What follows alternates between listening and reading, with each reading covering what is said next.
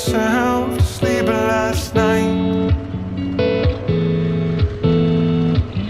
wishing she had someone else's life.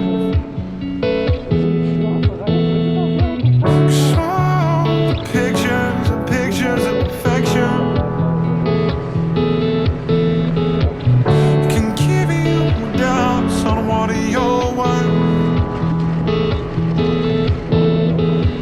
I tried to tell you about 1,000,000 times, but you don't believe a word. So one more time couldn't hurt.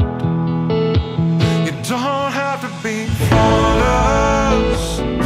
Don't have to be an online beauty queen. Take off your clothes to get noticed. You're still the most beautiful thing I've ever seen. You don't have to do your hair up. You don't have to have a body for magazines. Don't even have to wear makeup.